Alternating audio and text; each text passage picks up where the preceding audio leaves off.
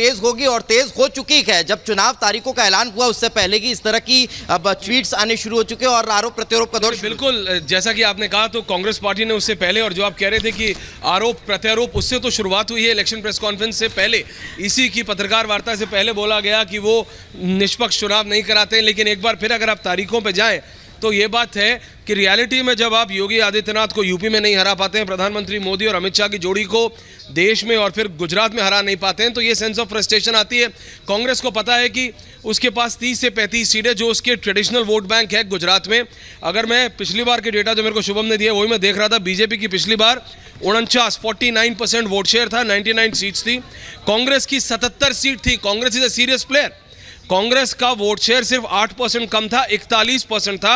Others की 6 सीटें थी और 10% वोट शेयर था। तो वो 10% में से, और कांग्रेस के 10 से 12 वोट शेयर, 10 से 12% जो कि आम आदमी पार्टी कह रही है कि वो ले लेंगे, अगर वो होता है तो वो सीरियस प्लेयर बनते हैं। लेकिन इस समय जो आम आदमी पार्टी का इंटरनल सर्वे है हमारे सूत्रों के अनुसार, और जो बीजेपी ने जो सर्वे कराया है उसमें 8 से 10 सीटें मैक्सिमम टू मैक्सिमम आम आदमी पार्टी की आधे दिखती है। लेकिन Congress is a serious player in Gujarat में कांग्रेस की पिछली बार 77 सीट आई थी। इस बार कांग्रेस के इंटरनल सर्वे के अनुसार, हमारे सूत्रों के अनुसार, उनको 40 के आसपास वो सीट दिखा रहे हैं।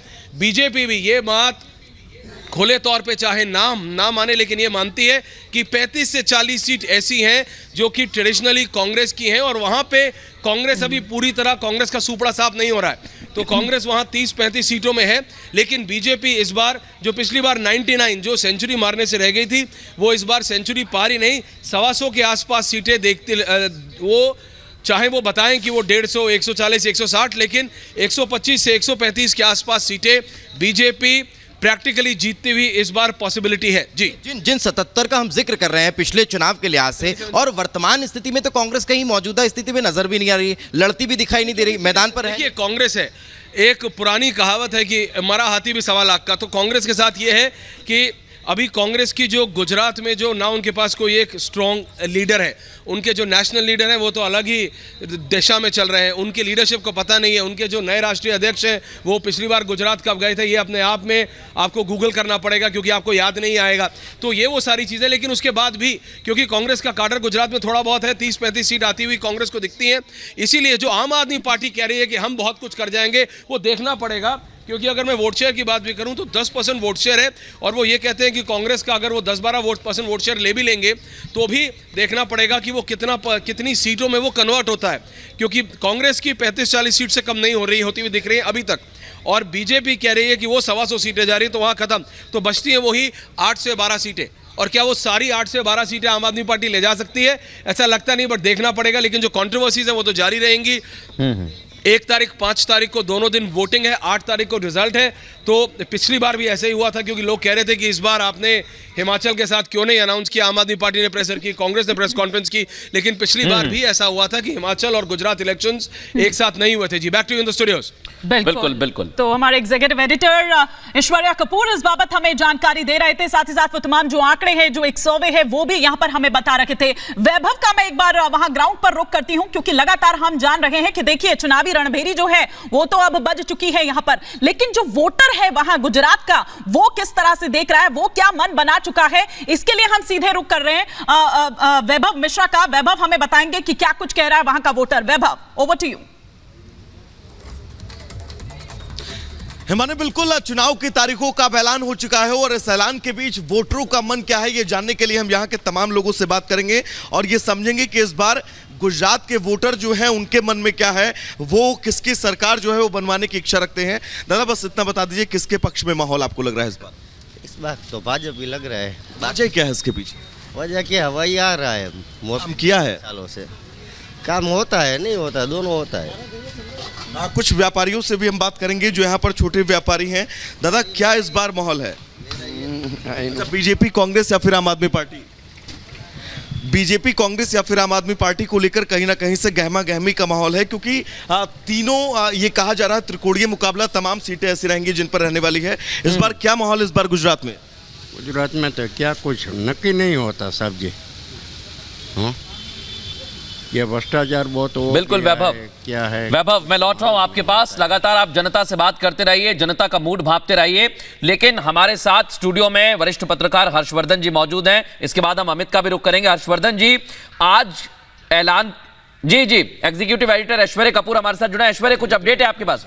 नहीं अपडेट नहीं, मैं जरा हर्षवर्धन जी से यही पूछना चाह रहा था। हर्षवर्धन जी, जो आम आदमी पार्टी इतना बिल्कुल डंके की चोट पे कह रही है कि हम ये कर देंगे, हम वो कर देंगे, क्या कांग्रेस की 35-40 सीटें जो बिल्कुल कांग्रेस नहीं बल्कि बीजेपी भी सुबुगाहट के साथ ही बोलती है, लेकिन बोलती है कि 35-40 सीटों में उनको बिल्कुल खत्म करना अभी पॉसिबल नहीं है कांग्रेस को, तो क्या आम आदमी पार्टी सिर्फ मतलब ये डंका ही पीट रही है कि रियलिटी में भी वो कांग्रेस का वोट शेयर पूरी तरह खींच पा रही?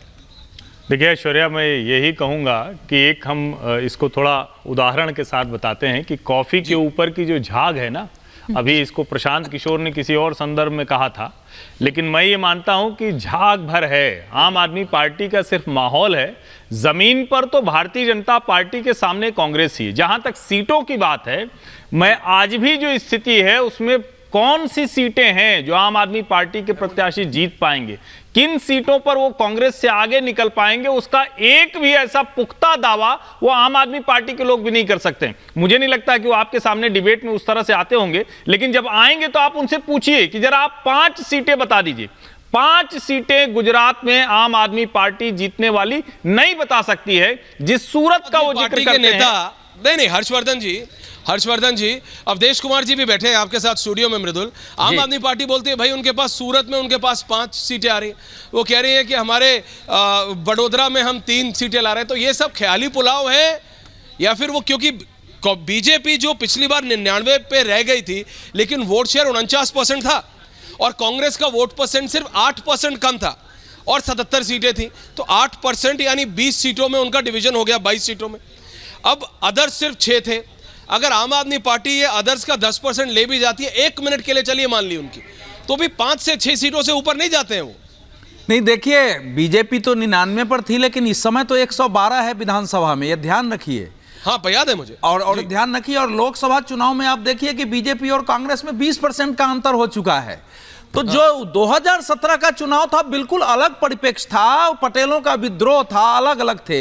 देखिए आम आदमी पार्टी की जो मैं पहले बताया हूं, जो भीड़ दिख रही है आपको कि गुजरात में गांधीवादियों समाजवादियों की एक पूरी धारा रही है, जो एनजीओ चलाते हैं, आंदोलन करते हैं, धरना प्रदर्शन करते हैं। उनकी ताकत आम आदमी पार्टी को अन्ना आंदोलन में भी लगा हुआ था। चिमन भाई पटेल 90 में मुख्यमंत्री थे, जेपी का मूवमेंट बिहार में बाद में शुरू हुआ, नवनिर्माण वहां शुरू हुआ था।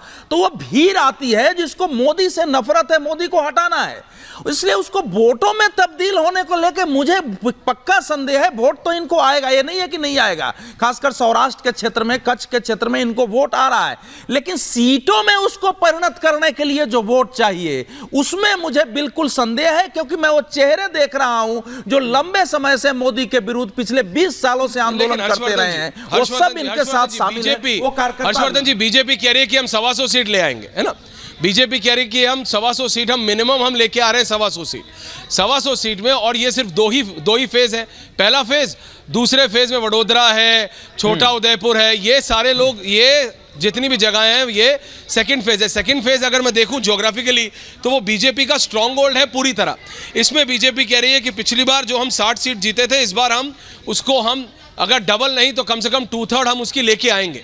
तो बीजेपी कह रही है कि 140 से हम कम लाएंगे नहीं, अगर मोटा लिया जाए तो 125 से कम बीजेपी कह रही है।